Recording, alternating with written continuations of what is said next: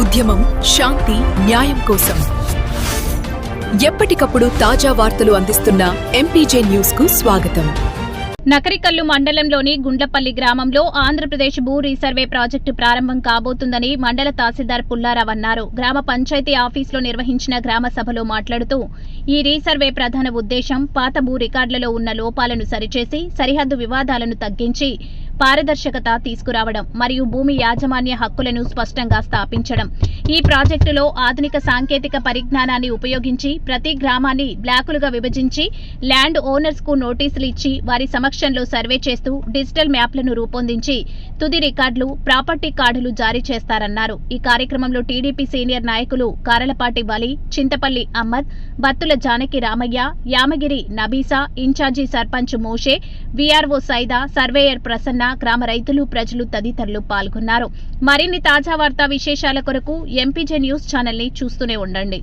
జిల్లా నగరికల్ మండలంలో Gullapalli గ్రామంను fourth phase కింద రీసర్వే కార్యక్రమంకి గుళ్లపల్లి గ్రామంని సెలెక్ట్ చేయడం జరిగింది. ప్రభుత్వం వారు జనవరి 2వ తారీఖు నుండి అంటే 2026 సంవత్సరం జనవరి 2వ తారీఖు నుండి గుళ్లపల్లి గ్రామంలో ఈ రీసర్వే కార్యక్రమం ప్రారంభమవుతుంది.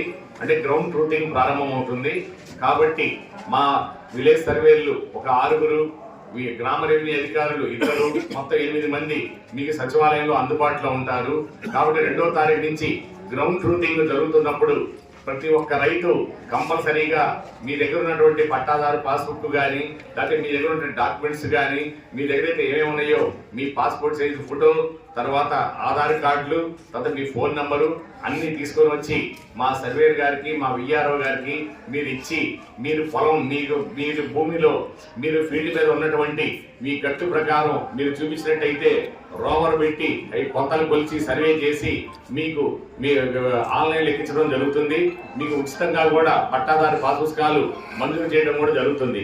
కాబట్టి గుళ్లపల్లి గ్రామంలో ఉన్నటువంటి ప్రతి ఒక్క రైతు గ్రామంలో లేకపోయినా ఏదైనా వేరే గ్రామాల్లో ఉన్నా సరే వాళ్ళని పిలిపించి మీ బంధువుల్ని, స్నేహితుల్ని, మీ ఇంటి పక్కన వాళ్ళని, వేరే గ్రామంలో ఉన్న వాళ్ళని పిలిపించి మా గ్రామంలో మన గుళ్లపల్లి గ్రామంలో రీసర్వే జరుగుతుంది, మీరు మీ దగ్గర ఉన్న డాక్యుమెంట్లు పట్టాదారు పాస్ పుస్తకాలు తీసుకొని తప్పకుండా ఇక్కడికి రండి అని చెప్పేసి ఆ తహసీల్దార్ గారు తెలియపరిచారు అని మీరు కబురు చేయండి.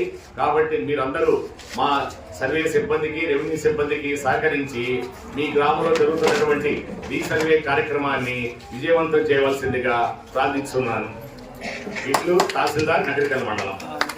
తహసీల్దార్ గారికి, డాక్టర్ బుడే గారికి, ఇక్కడ సర్వే గారికి, మండల సర్వేర్ గారికి, ఇక్కడికి వచ్చిన రైతులందరికీ నమస్కరిస్తూ ఇప్పుడు రేపు 2వ తారీఖు జరగబోయే సర్వేకు మీరు సహకరించాల్సిందల్లా మీ దగ్గర ఉన్న ఏ డాక్యుమెంట్స్, అగ్రిమెంట్ ఉన్నా, పాస్ పుస్తకం ఉన్నా, ఏదున్నా వాళ్ళ దగ్గర తీసుకెళ్ళి మీ సర్వే నెంబరు 1 ఎకరమే ఉండొచ్చు, 10 ఎకరాలు ఉండొచ్చు, 20 ఎకరాలు ఉండొచ్చు, 30 ఎకరాలు ఉండొచ్చు.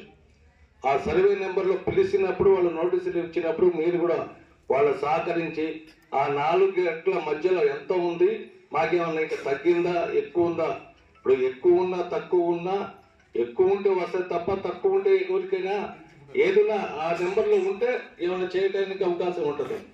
మీరు అది పోయిన తర్వాత ఇవాళ అన్నదమ్ములే ఉన్నారు, లేకపోతే మీరు పొలాలు అన్నదమ్ములు పంచుకొని అది రిజిస్ట్రేషన్ చేయించుకోకుండా అగ్రిమెంట్లు ఉన్నాయా, ఏదున్నా మీ ఆడపిల్లలకి ఇచ్చుకున్న అగ్రిమెంట్ మీద ఉన్న దానికి మొత్తానికి పరిష్కరించి అది మన ఎంఆర్ఓ గారి రీసర్వేలో మీ పేర్ల మీద అది రాసి ఇవ్వడానికి అవకాశం ఉంటుంది.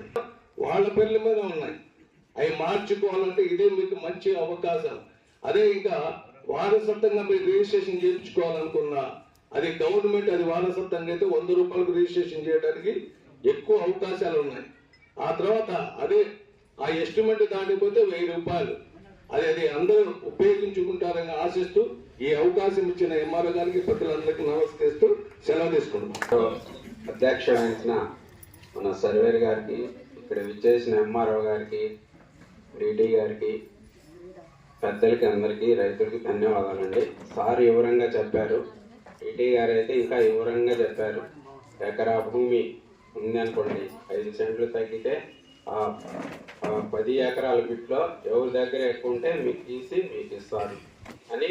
అది లేని పక్షంలో 95 సెంట్లకే ఖచ్చితం వల్ల. కానీ మీకు పుస్తకంలో ఎకరం ఉన్నట్టు చూపిస్తుంది, అది అట్లా ఉండదు, ఎంత ఉంటో అంతే ఇస్తారు. అలాంటి అన్నీ సహకరించి మీరు మీ పొలాన్ని కరెక్ట్ చేసుకోవాల్సిందిగా కోరుచున్నాను.